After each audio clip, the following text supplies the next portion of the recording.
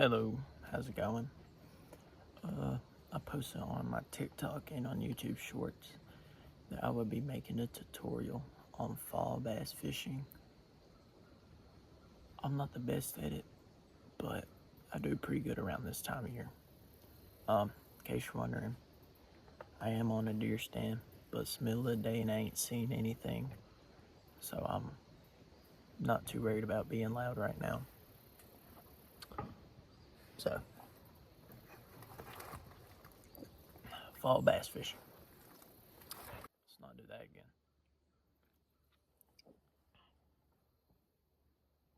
So, fall bass fishing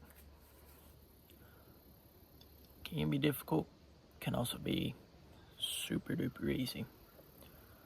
So, I wish I had a map or a piece of paper or something. I don't. But, I'm trying to figure something out. Okay, so my hand is your main lake, right? And my pinky's a little, or you know what, this bullet's a little creek running off from the main lake. Now, obviously, sometimes I'll branch out and do other stuff. Now, I'll probably put a picture up when I edit. But anyways,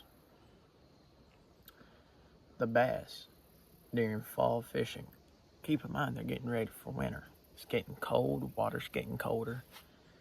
You're like, oh man, it's gonna get cold.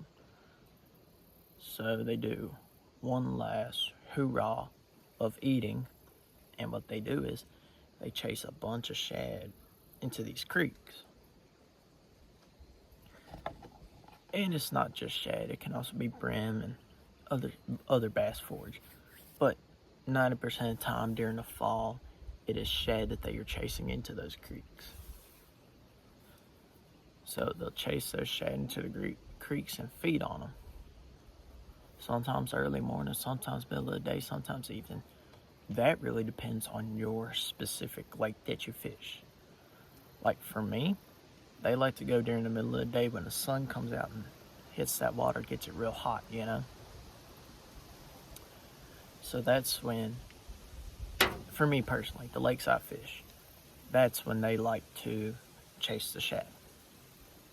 But if they're not chasing the shad, what you can do is those creeks, you can sit at the mouth of them, or if they have a deep channel in them, you can fish in that channel, or in the mouth fishing a little deeper. You can get them like that. Excuse me. Now, I will say, when you do that, a lot of times you've got to fish slower baits. Jigs. Oh my gosh. Slower baits like jigs, soft plastics, chatterbaits or bladed jigs, you know, things of that nature.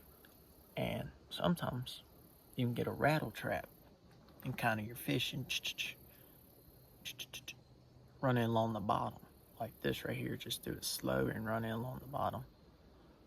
Now I will say, make sure that it's a bottom you won't get stuck on. You know, make sure there's not a bunch of logs and stuff like that. But what works for me, and keep in mind, I mostly fish around the Mississippi River in the Delta, the Mississippi Delta and the Arkansas Delta. I fish river lakes. Only lakes I fish that aren't river lakes are Chico and Washington, and that's just because when the levee was built, they got cut off from the river. Now, Ferguson, Lee, those lakes are still connected to the river, still rise and fall with the river. Also, the river is really low right now, at least where I'm at least where I fish at. But like that 7.5 pound bass I showed on the short and on my goodness. Like that 7.5 pound bass I showed on my short and on my TikTok. It came out of Lake Chico.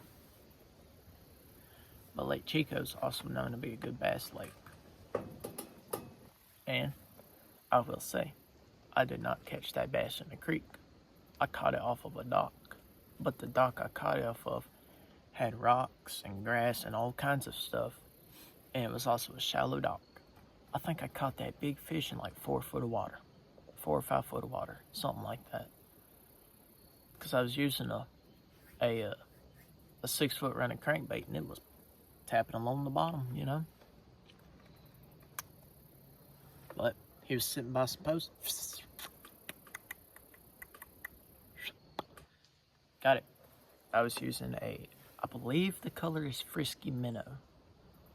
I do believe that the color is Frisky Minnow, square bill, and it had red eyes. So that's the bait I was using. Now, funny enough about that, I was fishing with my grandpa at the time. And he had just threw a stickworm in there. He had a Texas rig stickworm, red shad. Yum, I believe is who makes that. It was the dinger. So whoever makes a dinger, whether it's Yum or Zoom, I can't remember. But yeah, he tossed that on in there and bumped it a few times. He didn't get nothing.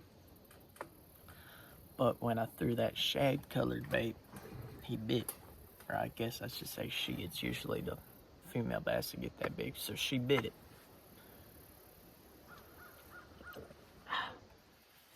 But yeah. So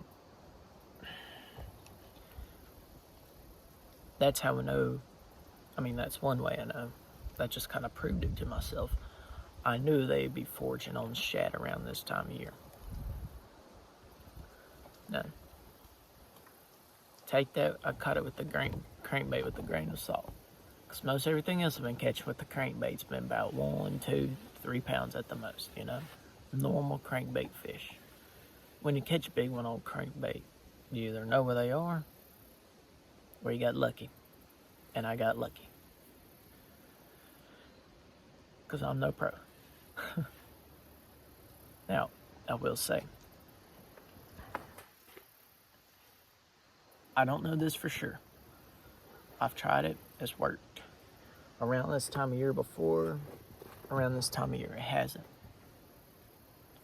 A lot of times I'll often take either a white chatterbait, which is a bladed jig, or a white just swim jig, and I'll put on the Z-Man goat. Not a white Z-Man goat. It's kind of like an off gray color. Like a greenish grayish color. That's what I put on there. And because you know that greenish grayish looks like the back on a shad. Looks like the scales on it. And then that white part, well, in case you don't know, a shad is mostly white. But that contrast with that trailer that I use is what often makes it look like a real shad. And you can swim those along through there, pop it along and whatnot. Now, I will say, shad, their movement, they jump, they pop, they shush.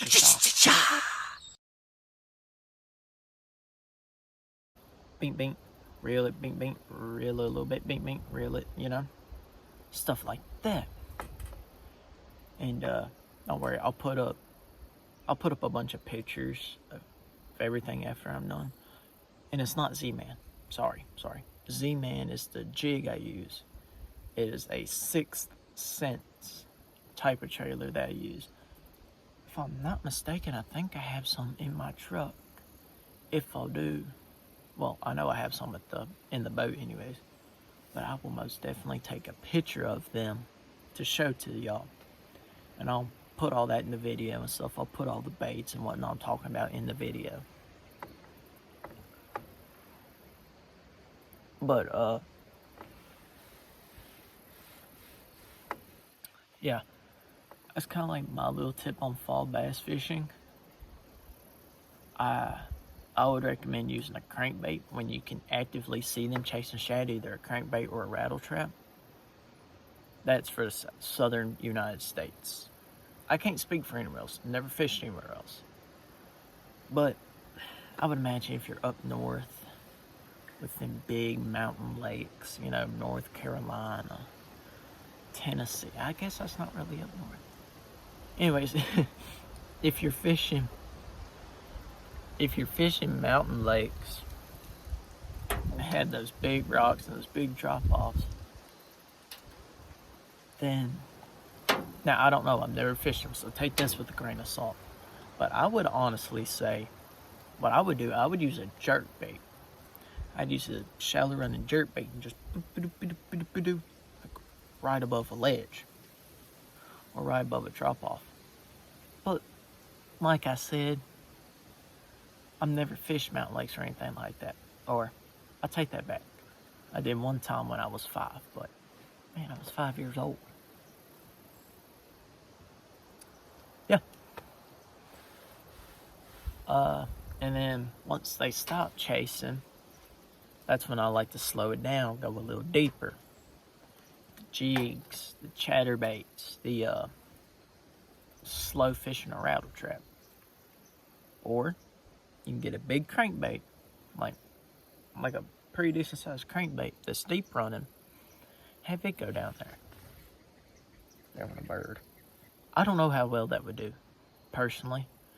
I've tried it once or twice, caught a couple, but nothing all that crazy.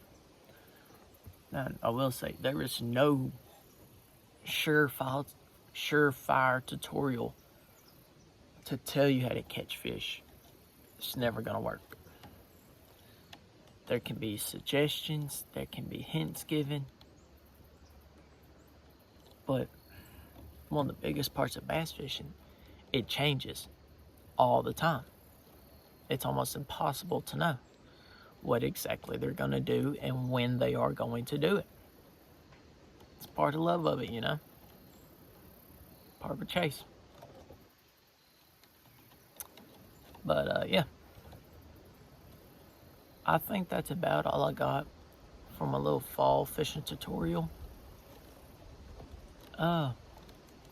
If y'all would like for me to do it, I won't know, but you gotta comment. Comment if you would like for me to go into a really in-depth description of fall bass fishing and all that. And I think I'm gonna make this a seasonal thing. I'm gonna do fall, winter, spring, and summer. I think I'm gonna do it every year. Definitely gonna do it every season. Probably gonna do it every year.